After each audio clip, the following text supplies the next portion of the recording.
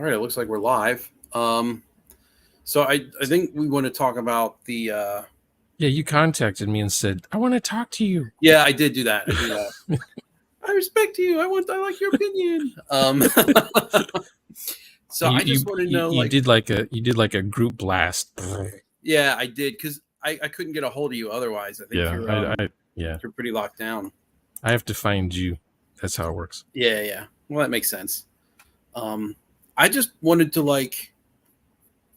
I kind of guess I wanted to pick your brain on the theory thing. Like, I don't know how you feel about theories regarding role play. I know with you that it's really Keep it simple. Yeah, it's Keep real it simple.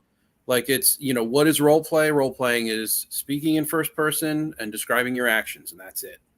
That's it. Or doing dialogue. But I kind of want to, what is my purpose in doing this? I don't know. I hate GNS. I just don't like it. Right?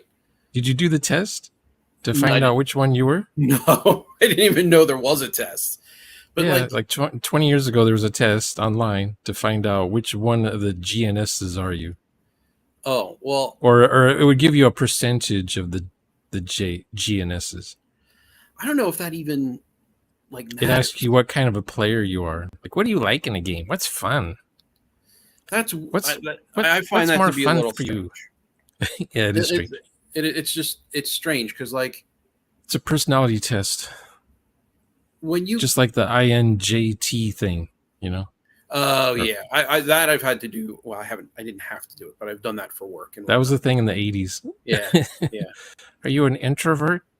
Are you an extrovert? Thinking, intelligent person? Judging? Yeah. But So whenever I see GNS, I think the same thing. GNS is it's weird to me. I think it's drastically inadequate, and there are conversations around whether or not it's It was written a while ago, so you have to know the definitions of what simulation is, gamist is. Yeah. And I think the way that simulation is used is unintuitive. So I don't really like the way that simulation is used. Gamist and narrativism, those are easy to sort of figure out, but I don't like how it sets up this idea that role-playing, it's not the focus of I don't know what to call it, a framework or a model. And I got into a little bit of a conversation with a couple of people yesterday over what GNS was for, whether it was for developing games or whether it was to sort of qualify the types of player or how they like to play. And it's it doesn't matter.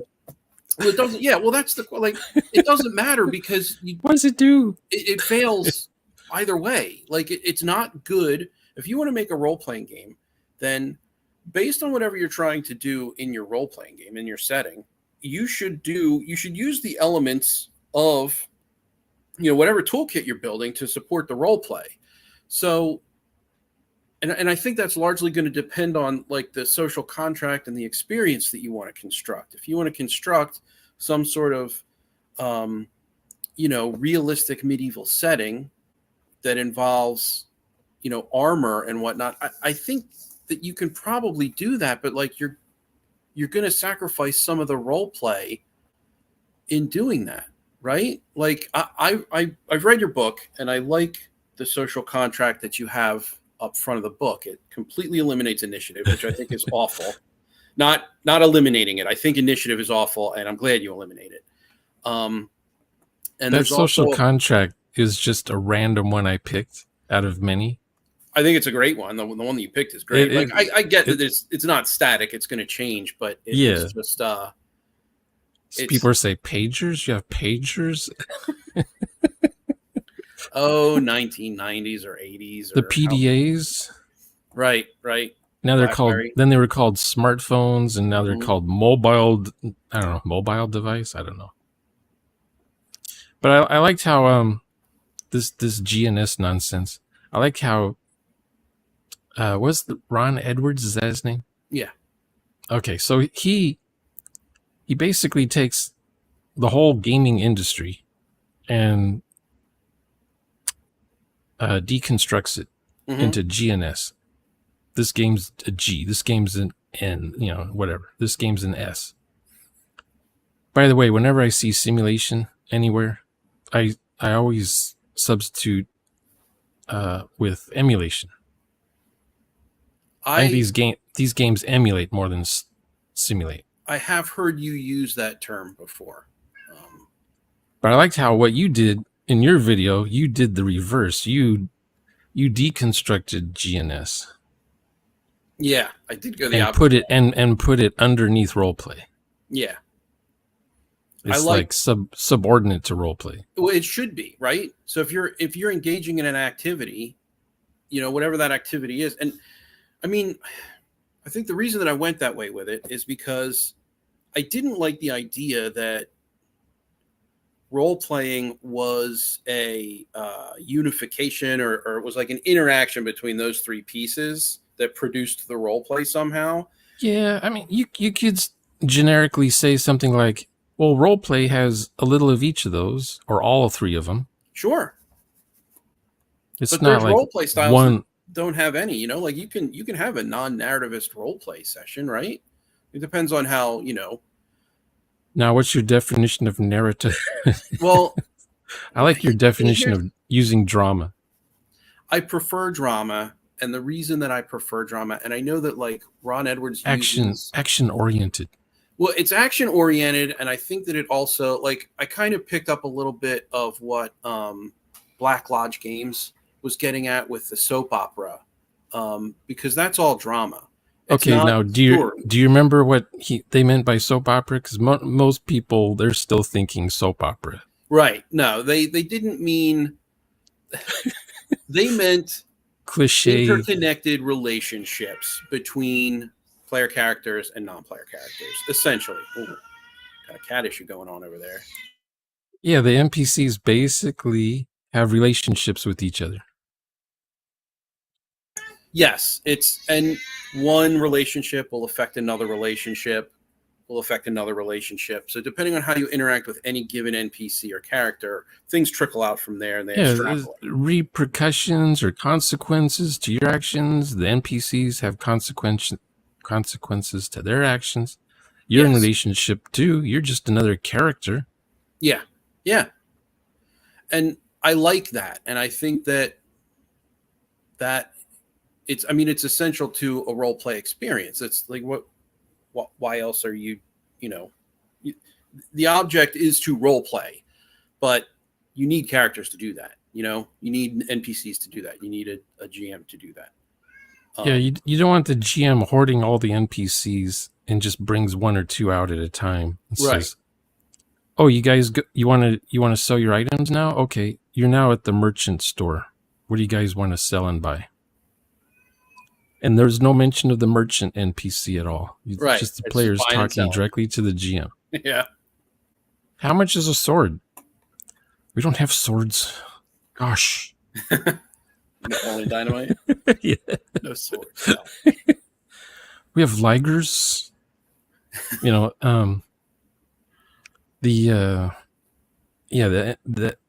GM talks as the merchant, but mostly in game terms, because he's looking in the chart to see what prices things are. Yeah. And that the players, I guess, have fun doing this. I'm told constantly, oh, the players are having fun. My players always have fun. So. Yeah, fun, it's not. What is fun? Yeah, it's not really quantifiable. You can't, if you have time 5 wasting people at the table, they're going to give you a different answer every time. And someone's answer might be, sitting around getting told a story and chucking dice every once in a while when they're asked to. Well, many players are just daydreamers. If you watch their videos, they're just daydreaming the whole time because the GM does all the talking. Yeah. So it's like, okay, well, they're role playing in their head. I mean, players can role play in their head and not say a word. Yeah. But that's not role play to me if you're just hoarding it, keeping it to yourself, having fun being told a story about what your character does by somebody else in the game.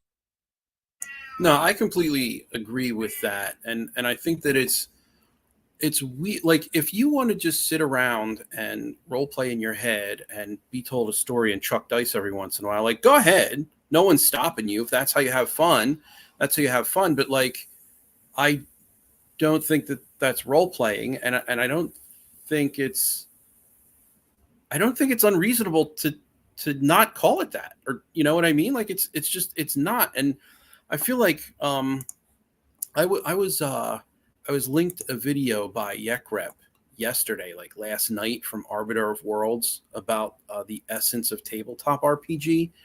And he makes a point in that video that is that, like, you know, if you wanted to get some people together to play baseball and some of them wanted to, like, you know, go and sit in the stands or like chuck their shoes back and forth to each other to catch it in a glove.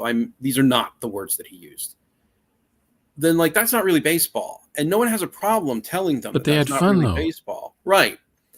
Like, you can have fun that way, but it's not baseball. You're not playing baseball. And for some reason, with role-playing games, no one wants to say that. No one wants to say out loud, well, if you're doing this other thing, it's not role-playing. And I don't think that's I don't think it's I agree with that opinion, I guess is what I'm getting at. Like, there should be criteria, I guess, and that's kind of part of the reason why I want to do this. You think there'd be criteria, but it's been traditional, generational, 40 years of GMing experience. Basically, grown-ass men playing like they're in 8th grade still, who didn't know what roleplay was back then, and they still don't. Yeah. What they do is they always take the bottom. They always go to the bottom of the barrel when they explain what roleplay is, and they'll say, "Well, you're playing a role of a class, and the dice facilitate what your character can do or not, if they succeed or not at their action, their combat. You know, you look at their character sheets; most of their things they can do are combat oriented. Yep. So I think they're playing a war game. Yeah, or like a combat board game. I've said that before. Like, I think Dungeons and Dragons 5th edition, as it's played and taught currently, because I mean, you could play it as a role-playing game. You could legitimately do that, but I mean, it would take some work. But if your class is a cleric, then you're role-playing a cleric then, right? You are the cleric. Yep. Even though you have the same numbers basically as everyone else on the character sheet. Yeah. What's your personality? Cleric. What are your likes and dislikes? Level 7 cleric. Like, that's who you are. That's why I prefer skill-based systems, which is another point that you bring up in your book. It should be a skill-based character progression system, and those like the better. Yeah. Do you know about the different generations of RPGs? I have looked into I can tell you real quick. I don't know if there's an official diagram chart on the internet about it, but your first gen RPGs are the ones written 1974 to 1988, basically. First gen, basically, every time it's your turn, you have to look in the book to see what your character can do, and then if you have a skill for that, there's an actual mini game for that skill that you have to do, and then there's a chart to look up. So it's rules heavy, I suppose. It's not as crunchy as GURPS, but it's still crunch. Okay, so second gen RPGs unify the skill systems and unify the die roll mechanic. So it's the same die roll mechanic for everything. And your task resolution is the same, no matter what it is you're doing. So combat, if you're doing a combat action, that's just a skill. That's just another skill that you have for what you're doing at that moment. Are you hacking a computer, or are you stabbing someone in the back of the neck? Those are skills.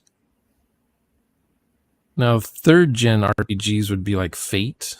You ever play Fate? I have never played it, no, but I'm familiar with it. That's when the games start heading towards the story. Let's write a story. Let's write a screenplay. We'll use this game to help us out making a game or a movie or something. Now, fourth gen would be Fiasco. And that's when the players talk to each other out of character and they're setting up a scene. that would be interesting or dramatic or a worst case scenario type session. And then after the players all describe how they're feeling with their characters and what their hopes and dreams are for their characters and how they're backstabbing each other in the process, they then roll to see how that whole storyline ends up. So it's great for making movies with. And then the last one is 5th gen RPG, and that's basically world building. Okay. Games like Microscope. Microscope I'm familiar with.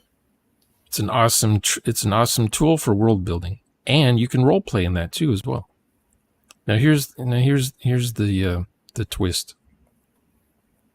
The worlds generated by a 5th gen RPG are then used in 1st gen RPGs as setting. So it's a circle. And my focus is 2nd gen RPGs because those are the ones you can actually role play in, and the rules don't interfere with role play. There's a bunch of them. I prefer Traveler, Total Party Skills. Mongoose Traveler, not the classic Traveler. That's 1st gen stuff. Yeah. Yeah, I think Mongoose 2nd edition that's what you prefer, correct? Yeah, because the target number doesn't move. Oh, okay. That's the difficulty. If the difficulty is hard, it's still hard. It's hard. It's just hard. It's hard for everybody in the session. If they want to open a chest that's hard to open, it's going to be hard for everybody. Now, games like GURPS, what they'll do is, well, it's hard for you, but it's easy for you, but, so they move the goalpost depending on who's trying to open the chest. So it's like, oh, you're really good at this. And then they add another layer on top of that roll. You're rolling your dice.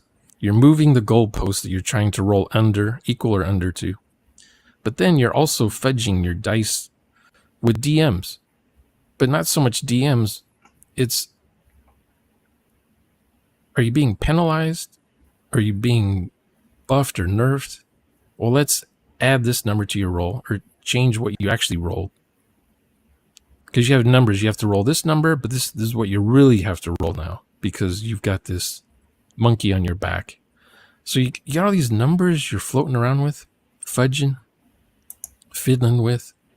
That's why GURPS belongs on a computer. If you try to do this by hand, just get the calculator. Every time you have to roll dice, get the calculator out. That's why I like Mongoose Traveler 2nd edition. It's roll 2d6, and you just have to roll equal or over a target number. That's it.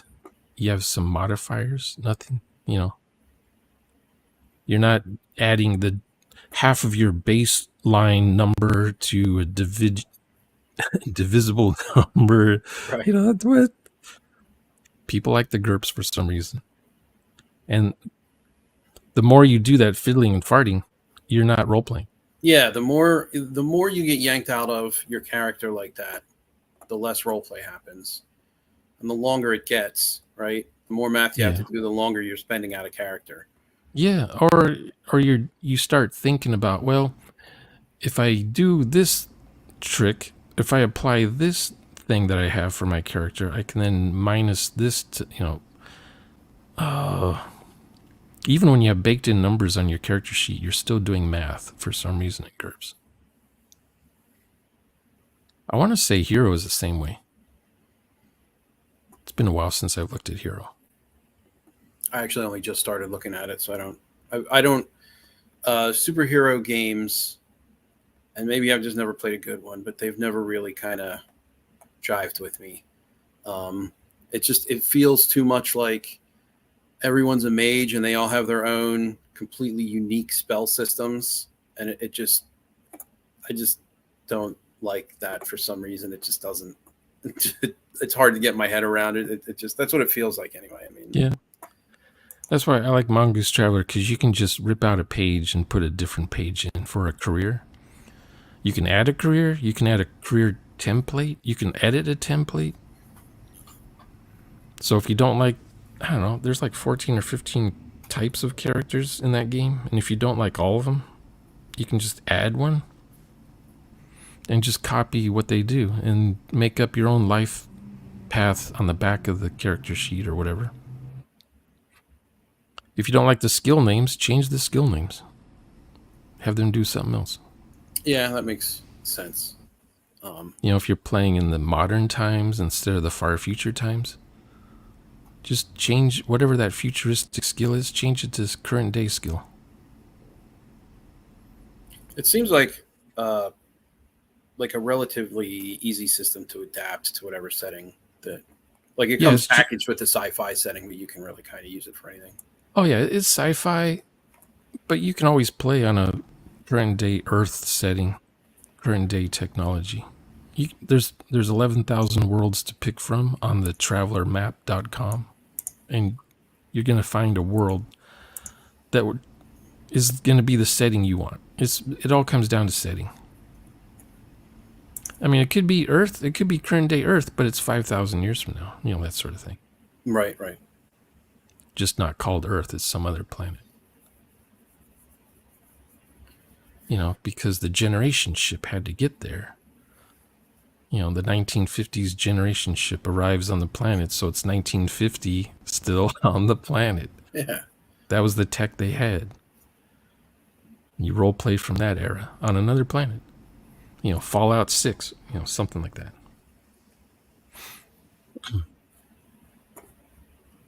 But I liked your video. I thought it was you're coming at it from all angles. So I always like finding people on YouTube that are talking about these kinds of subjects, throwing around ideas. Yeah, that's really all I want to do is like toss around ideas, and that idea, or I guess those ideas, I should say, kind of came out of just looking into GNS, like kind of doing a deep dive on it. And the reason that I even started that is because like 3 or 4 people all at once in videos I was watching or comments that I saw were talking about simulationism and the general consensus was that simulationism is bad. And I'm like, well, where does that even come from? So I started to look, and then I read about GNS, and I'm like, oh, this is awful. Why would anyone subscribe to this?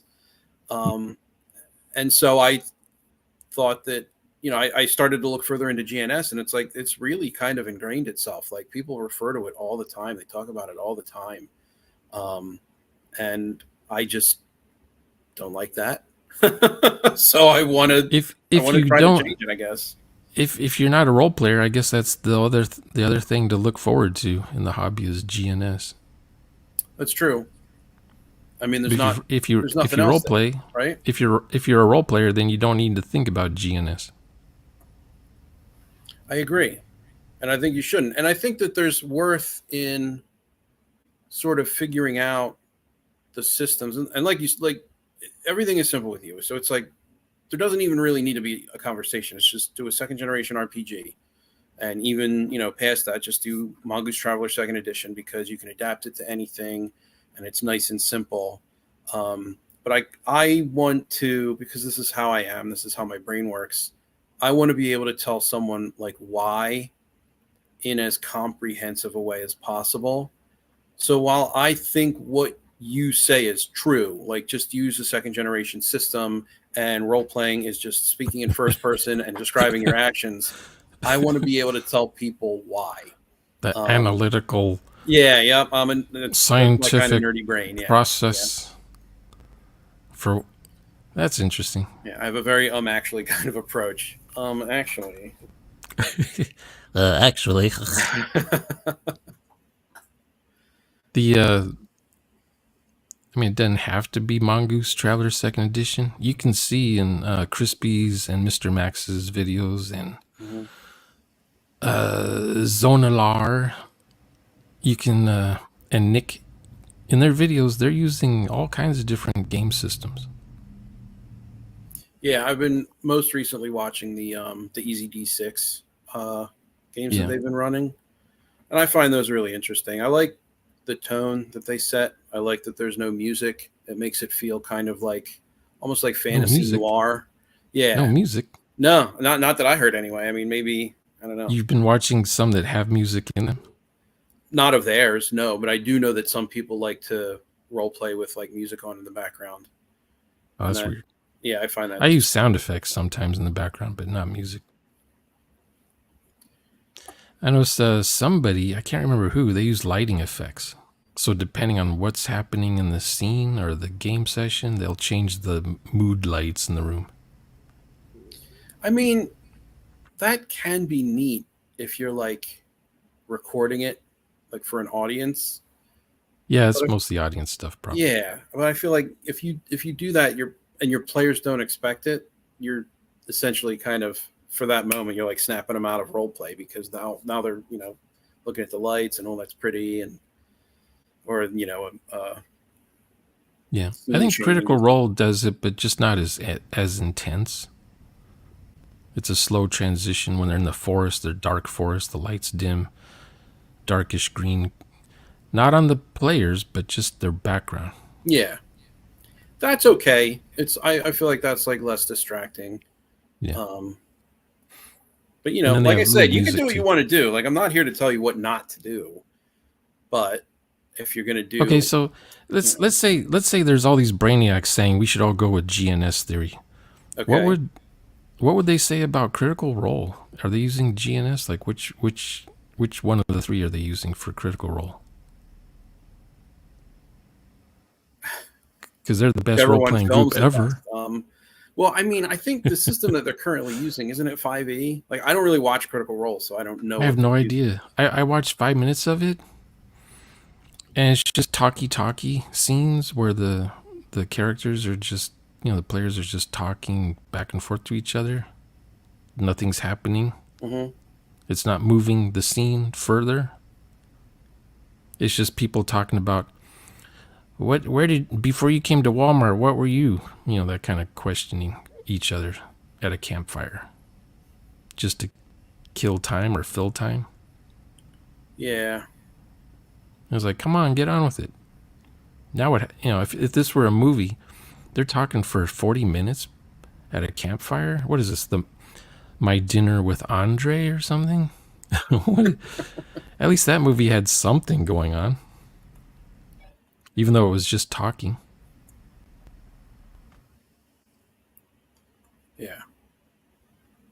That's the movie from 40 years ago where one guy's having a dinner with Andre in a diner, and one guy does all the talking and one guy does all the listening. It's an hour-and-a-half movie, won awards and stuff. But it was an interesting story the guy was telling. You were hanging from every word the guy was saying in the diner. I'm not familiar with the movie. I probably should be, but is it all set in the diner or it's just elsewhere as he's telling the story? It's literally just a dude telling a story. The whole movie takes place at the dining in a diner's table, like a restaurant. For 40 years ago, that's a pretty bold choice. Yeah, I'll have to. It was made around the same time as The Princess Bride. Oh. Well, that one I saw in theaters, so must not be that old. Yeah. I mean, My Dinner with Andre would have been shown at like art theaters. Gotcha. Every neighborhood had that one art theater. Yep, we had the Ritz. Yeah, and I used to go to the one in Kensington. Saturday night? Every Saturday night they had a double feature, and it was usually sci-fi movies. Oh, that's neat. This is before VHS, so you had to, if you wanted to see Blade Runner, you had to go to the theater to see it. But once a month, Blade Runner would be showing at a theater. Double feature with, some other similar movie that came out around that same time. I think Wrath of Khan came out around the same time as Blade Runner. Blade Runner is one of my favorite movies. Yeah, I can't remember what the movie was. Blade Runner and some other sort of cyberpunkish movie. Like 2001 would always be shown with Silent Running. And then, of course, Mad Max was always shown with Road Warrior. Well, it has to be, right? Yeah, and then there was the boy and his dog. It's a rule. Yeah, A Boy and His Dog would be shown with some other catastrophe post-nuke movie. I can't remember what. Maybe The Man Who Fell to Earth or something weird like that. The themes would, both movies would have the same theme, the same tone. Well, that makes sense. I've seen some pretty weird double features. I don't know if the theater's there anymore. There was I'm originally from Pennsylvania, and there was a drive-in back then, or back there, I should say. I don't know if it's still around, but there's some really weird double features, like I think like Spawn and Air Force One or something like that, like military thriller plus like weird early superhero movie, just weird stuff like that. But then I've also seen like Batman '89 and Superman back to back, so they sometimes do it like that. Do you want to get into some of these comments here, maybe? I mean, Sure. All right, cool. So, Nick says, speaking out loud is the only real way to make it real. If it's not said, it's never happened, which is why you got to anchor your characters as well. I agree with that. I mean, nothing really much to say in addition to. Yeah, unless you're a mind reader, how do you know what the player characters are doing? Right. If the players don't say anything. Yeah, you're just standing around, and you might not even be standing around. We don't know. Did you tell us that you're standing around? Where are you standing around? What are you next to? Like, who's there? What can you overhear some conversation in the corner? Like, we have no idea because it's all going on in your head. You've not said anything to anyone. So Mike, just say you're at a kitchen table eating some Campbell's soup, cold out of a can. It's just as good, right? Just as good as not saying anything. The floating grease on the top layer. Ooh, yum. Poke it with your salty crackers. In some ways, you all seem to suggest that role-playing is what happens outside of combat. However, it seems that role-playing can be a part of combat. Role-playing should be a part of combat. Everything should be role-played. Combat is just another way of moving when it's your turn to describe where your character is and what your character is doing. You're either cracking a safe or you're cracking a skull. I completely agree. And I think that... I don't use combat rounds. I think that like initiative and over heavy combat rolls, like you were talking about earlier with like, oh, my sword does 1d8 plus 1 and then plus my strength bonus and then plus this because I'm proficient in some kind of weapon. It really kind of holds that up. So just initiative, just, when you enter an encounter and you say, well, I swing my sword at his face and I cut it off, that should be it. Like, there's going to be a roll involved, sure, but it doesn't need to be over complex or anything like that. Yeah, you can say I cut it off if the somehow the GM has relayed to the players that everything you do in this room is easy mode. Then you just have the players just do whatever they want, Right. But if you say, oh, it's going to be treacherous, it's going to be hazardous, slow going, hard slog through here. Hard slog just means hard. Any die rolls you make, it's going to be hard. Stuff like that. Yeah, like you can prepare them with a description that doesn't use the word you. Just never use the word you. Yeah, once in a while a player says I chop his head off. And it's like, well, it makes sense. I mean, that's what he does. He's good at it. He had the opportunity to do it. Why not? Yeah, I mean, I don't mean to suggest that you're just going around chopping everyone's head off. Like, it's not going to be that easy. It's what his character would do. It makes sense, Yeah. Like, are they prepared? Are they unprepared? This. Well, if they're unprepared and I can get the drop on them, the head's coming off. Here's Crispy. Yeah. He insists on role-playing combat. And he should. Games are all you don't want to drop out of roleplay just because the combat board game started up. Yeah, I agree. And I always say I don't use combat rounds, but then I say right after that I usually say the characters are always in rounds. Every time it's their turn, every time a character says something, that's basically a round. Or I take it back, I misspoke. Round robin. So after one round robin, that's a round. Okay. So everyone's had a chance to say their piece before someone else gets to say something else again. Yeah, one time you go around the table, that's a round. That's a round. Sense. Rather, a round, it could be a dialogue round. It could be a fist fight round. It could be trying to get the sailboat mast thing pointing straight up so they can get the sails to go up. Whatever. Draining the lake. Draining the lake. That's an interesting one. That's what you do when you want to kill the savages that are using the lake. Turn the place into a dust bowl. Makes sense. That'll do it. But it takes a while. It's going to take a while. That's why you blow up the dam to get rid of the lake. Makes sense. Good, the bad, and the ugly. Yeah. Blow the bridge up.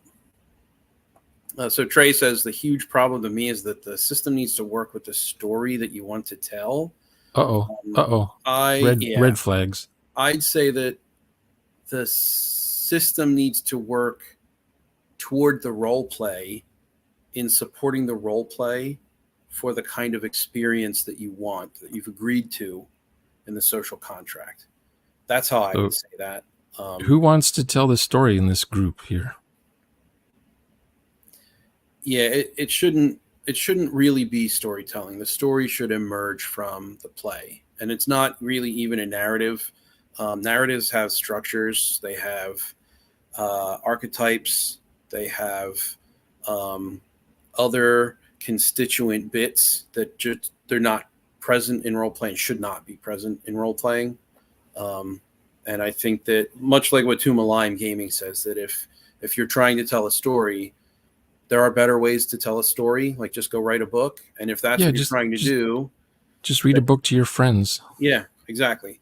It's, your friends can experience a story better if they just go read a book than if they're going to wait for you to sit there and tell them one and have them roll dice every once in a while. So the player says, I chop his head off. And the GM's like, well, actually. No, you don't. Yeah. And see, that's all this retconning just to get his story to come through. And I think that's kind of the problem that I personally have with fudging dice. It's that it's not the actual fudging dice that I have a problem with. It's that act is it's an indication toward a story, right? Because if you want something to happen that's supposed to happen based on how you have planned it out in your head, and you fudge the dice in that direction. And I know that's not every situation. Sometimes, I don't know, maybe the GM wants to be benevolent, but it's not conducive. Well, first of all, it defeats the purpose of the dice. The dice are supposed to be impartial. Well, if the GM's allowed to fudge the dice, then the players should be allowed to fudge their dice. Also, if the GM is role-playing the PCs, the players should be able to role-play the NPCs. Keep it balanced. Yeah. I mean, they came there to role-play. If you're going to take my character, I'll take yours. Yeah. In the games I'm in, none of us know what the story's going to be until after the session's over. If you have an interesting character, and you're doing interesting things with your interesting character, basically you're character driven. It's the way Stephen King writes his novels. He comes up with interesting characters, and then they encounter each other. He doesn't know how his story is going to end up. He just starts typing like a madman. Yeah, he even says that. Like, he will get up. He has a set time that he does it every day. He gets up, he prepares, he sits at his desk, and then he doesn't know what's going to come out of his fingers. He doesn't know how he's going to, how the characters are going to interact with one another. But he just sits down and writes, and it, it works. But you have to have character-driven characters. Yeah. You can't have characters waiting for the GM to move them around and tell them what they do. They have to have their own goals and their own motivations, and that should be informed by, however you've built the character, biology or culture or whatever it is that informs those things. They should be able to act on their own toward achieving their own goals and their own motivations. So it absolutely should be character driven. And, in order to do that effectively, you have to be, as a player, proactive in role playing. You can't wait for the GM to tell you what to do or where to go, or to ask you where to go, or you just have to be very proactive. Can my character try a yap? what is that from Horton Who? What is that? Horton Hears a Who or something? I think I'll try a yap. I know Horton Hears a Who, but it's been a very long time. I don't remember if I read that as a kid or if I saw a movie about it or something. I think I saw a movie. I think it was like a Dr. Seuss cartoon, like long time ago. Yeah, it was like out and they kind of 50-year-old cartoon. Yeah, a million years ago, rather. So Mike asks, doesn't GNS theory switch depending on the activity at the time? I don't know exactly. Yeah, you switch into game mode. You switch into storyteller mode. You switch into combat simulation mode. Yeah. I mean, yeah, I guess rolling dice. Rolling dice is role playing, right? Because my character's doing things. I'm rolling dice on my turn. I'm participating in the game. It's a role playing game. I role played. Where's my prize? That's role playing. Where's my XP? The GM giving XP out like it's candy for players that ask good questions or make good choices.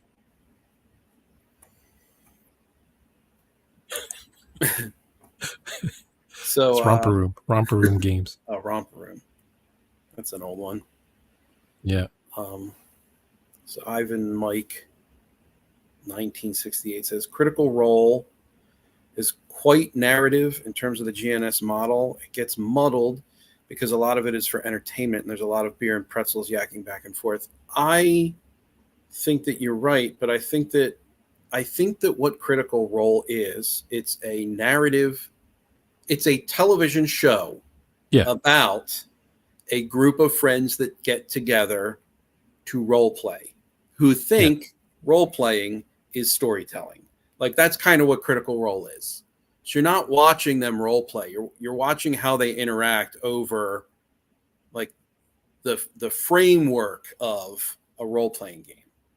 But you're not at this point, at least in its history, it's not actually a role playing game. In my opinion, I probably don't have to qualify that, but there we are. Well, they role played like everyone else back in the day, but then they got celebrities in their game group and they thought, hey, let's go on YouTube and do this live in front of a live audience and we'll do a performance. And that's what they're currently doing, a performance. Yeah. It's all performance. Once in a blue moon, I see role play in their session. Follows up by saying removal of all the nonsense from Critical Role and the decisions they make are just drama based. I agree with that, but I would even go so far as to say they're likely narrative based too. So whereas drama is like character driven and character interaction and relationship based, they're narrative based because there are some things that take place in those games that are structured prior to filming. And that's what I would call narrative. Well, every time I tune into them on Thursday accidentally, because it just shows up in my feed, I'll watch 5 minutes and they're just doing patty cake. It's like nothing's happening. It's just everyone's talking back and forth to each other. Yeah, with their voices, using their voices. Like when I did watch Critical Role a little bit a while ago. Like I think I watched the first season and then maybe a bit of the second season. It's an entertaining show if you're into that, but it over time became less and less entertaining, which is why I don't watch it anymore because it's just the same things over and over again. And it's campaign for one thing, right? And it's not. It's just if it was interesting one shots each week, that'd be great. They have staged some interesting like settings for one shots, and sometimes they even role play. I think it's easier for them to do when there's like no expectation of the campaign, because I mean, you figure if you're playing a campaign, there's no telling when anyone's going to die. If someone's going to die, you have no idea how long you're going for. You can't plan like a 13 or a 26 episode series around how random that is. So if you're going for like, I don't even know how long their seasons are. If you're going for like 75 episodes and you have to cut it off at that, you have to plot your story out. What's going to happen in each episode? What's going to be the buildup between the different payoffs?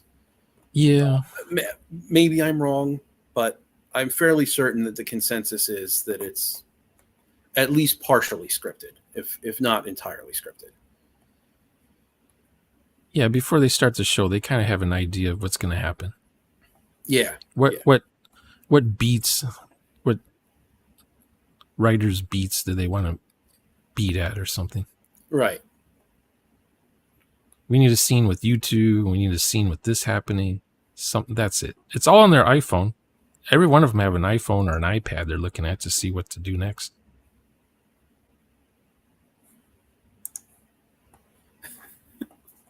They have their scripts in front of them on their iPads. Is that what we're? They're constantly looking at they're not looking at Facebook or Twitter or TikTok. No, they're looking at what happens next. When's the break? Yeah. Because they got people off screen who are. Oh, they sure do. Yeah, it's absolutely a production. Yeah. Now, one thing I like about the Matt Mercer effect is that they're all together at the same table. People at home that try this Matt Mercer effect fail because they're using a Zoom meeting to do what Critical Role does. Mm-hmm. So you lose a lot of that interaction. Because you see players following on each other on their show. The girl faints and she leans against the big, strong guy who's sitting next to her. They do all that dramatic play stuff at the table. That works when all the players are at the same table together. Instead of Hollywood squares and you got, 9 squares on the screen and the GM's in the middle, nobody can really. Some guy's got the weird ass microphone, sounds like underwater, and then another person, they keep freeze framing. And you're trying to play a game with these people. That's what they say, but it's mostly just the person in the middle doing all the talking, and everyone else just bobs their head back and forth. Yeah. They're the what do they call it? They're the daydreamers. We don't get to know what their characters do. Unless the GM says something. Okay, Bacon, what do you want to do now? What are you doing? Where are you going? Hello, BGD. How are you? Thanks for stopping by. Flame Zombie here says, check out Rick's Traveler game with Crispy, Max, and me. It's combat almost immediately, and it's all role-played. Is it the Shadows of whatever, Shadows of something or something? I have watched part of one of them. I need to go back and watch it till the end. It's whichever one was all combat. Were they taking over another ship or something? Yeah. So, kind of the way that it starts is they're kind of, I think they're around like the airlock and they're getting ready to like bust into the next ship, and it just all goes from there. So I haven't finished that through, but I have it on my watch list. I have every intention of getting to it. Let's see. Flame Zombie again. Combat rounds are acceptable if you're role-playing a JRPG, lol. That makes sense. I call those games Foursquare. Foursquare? Yeah. I don't know if anyone plays that anymore. You have chalk and you draw 4 squares on the street. Each player stands in 1 square. I'll have to look it up on YouTube. Yeah, I'll have to take a look. Never, I'm not familiar with it. I see a lot of video games do that, where you have 2 sides of 2 characters each, and they battle each other back and forth, but they take turns depending on what square they're in. They just kind of stand there, and then when it's their turn, they go, and then they just stand there. Yeah, again. It's like a chess game, but with only 4 squares and 4 pieces. Huh. Like I said, I'll have to look up Foursquare. Sounds funny to watch. Dodgeball replaced Foursquare. Oh. I think Dodgeball's pretty fun to watch, but that's a circle. At least the movie is. A bunch of kids standing in the circle, and then you got the 4 big kids outside the circle throwing rubber balls, basketballs Mock or something. speeds, yeah, catching people in the face. And then eventually one's left in the center, dodging all the balls because everyone gets a ball to throw when they get kicked out of the game. Fudging dice is also, this is Flame Zombie again. Fudging dice is also an indication that the system isn't working. A ridiculous result happens from the die roll that doesn't make any sense, for example. Let's go down here. But the thing about, I chop off his head, usually the player says, I unsheath my sword and I run towards him. That's his turn. Then the other player says something. Then we come back to the other player and he says, and I swing my sword at his neck. And that's when you roll to see if he cuts the guy's head off. Mm-hmm. And then, depending on the social contract, who gets to describe what happens next? The GM or the player? Like, who describes the successes and who describes the failures? That kind of thing. Yeah. I think in the one in your book, it's the player describes their own successes and the GM describes their failures. I like that quite a bit. But that's not the only way to do it. No.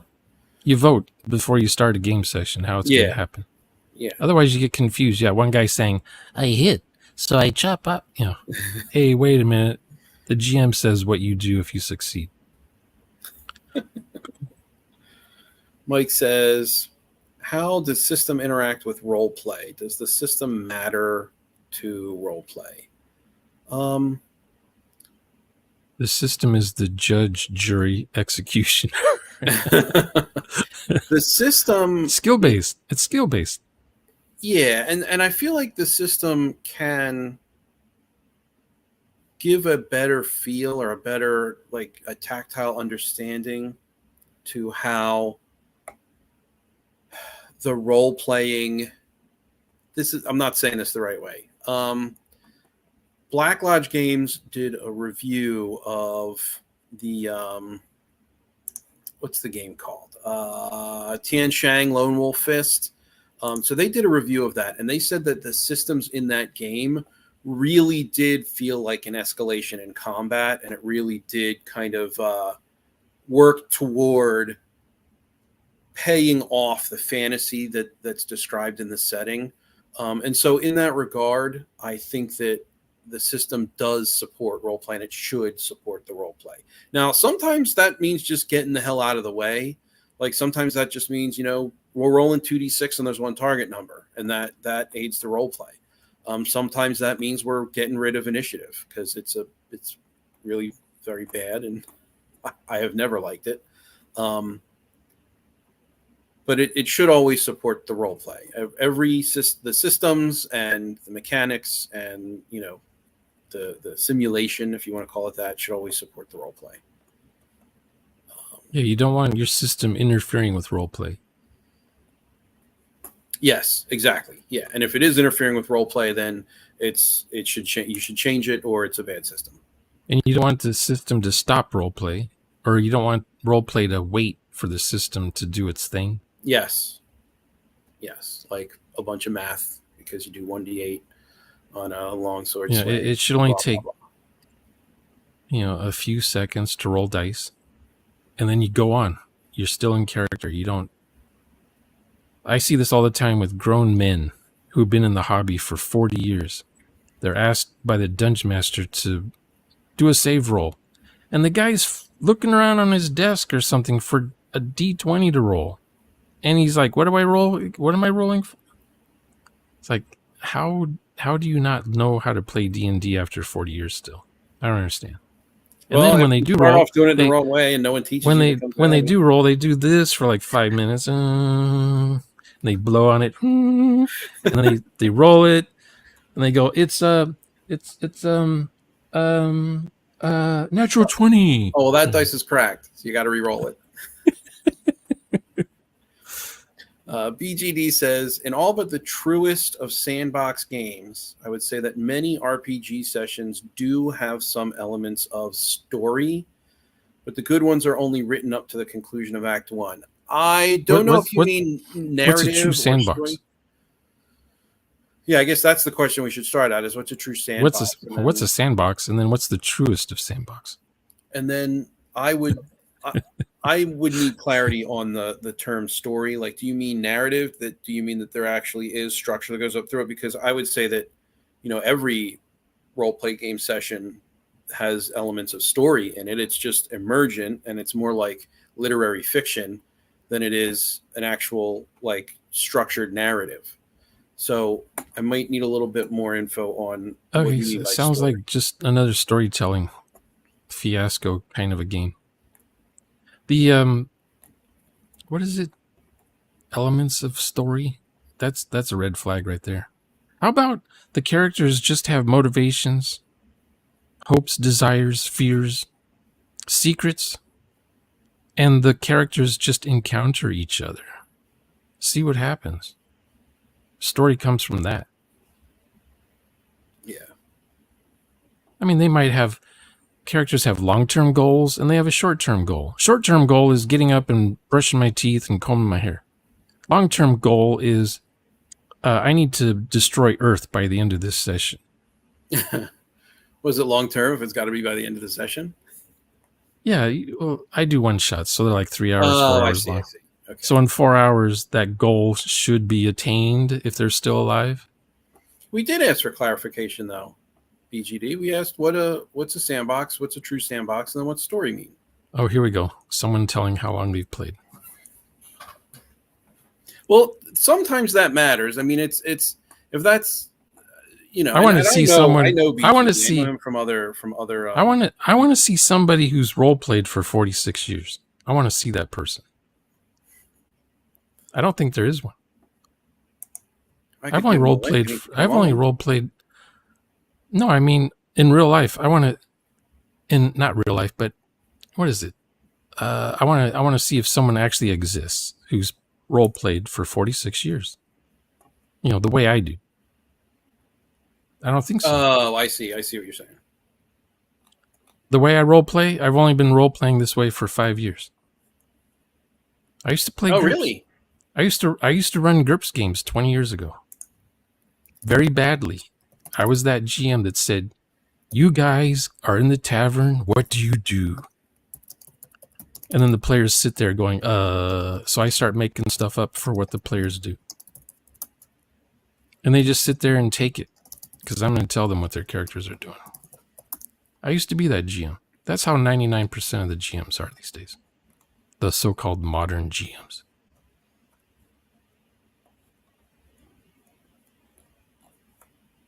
Who's next on our list? Next victim. That's it. I think we're at the end of the comments. I just want to see. Oh, we are? Oh, okay. Yeah, I just wanted to see if BGD wanted to hop in or what. I'm messaging him right now, but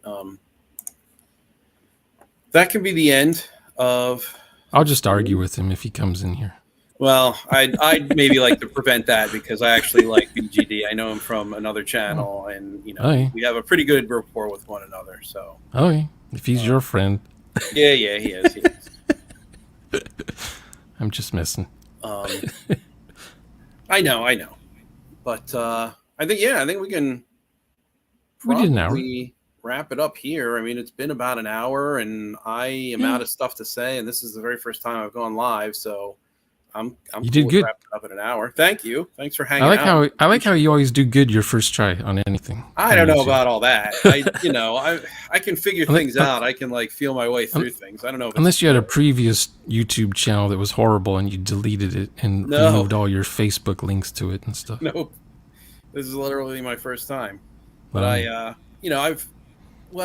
it's my first time hosting. I have been live before on other. You've been in streams, not probably. I'm only, It's just video conferencing is all. I've been doing it forever. Yeah, it is kind of like video conferencing. It's not that bad. It's just, I don't know. You look up and it's like, oh my gosh, has an hour passed? And it's like, no, it's been like 15 minutes. It's been 12 minutes. Like, oh my gosh, I have to fill a whole hour. I mean, we didn't have to. I wanted to. But, it felt like we've only been talking for 15 minutes, though. It has gone by pretty quickly. I agree with that. But all right, I guess we'll wrap up here. It's just going to be an abrupt end because I don't have a You don't have an trailer or anything ending like either? that, so You don't have an um, intro. You don't have an outro. yeah, no, I'm awful. I'm awful. You say I'm You're good like on my me. first try, but I'm absolutely terrible. Oh, if You're like me. anyone it was concerned about the cat screaming, if you could hear that, there was an accident and he needed to get a little bit of a bath. He is okay now. He is resting and dry, and everything is okay. Just Yeah. Candace had to handle that. Cat But stories. outside of that, I think we're done. And I'll guess I'll stream sometime later in the future, maybe Monday nights. I don't know. This was just a sort of a pickup kind of. You gave the day and the time, and well, it's supposed to be yesterday, but Yeah. all right. Thank you so much for coming on, Shauna. Appreciate it, and I'll See you later. see everyone later. Take care.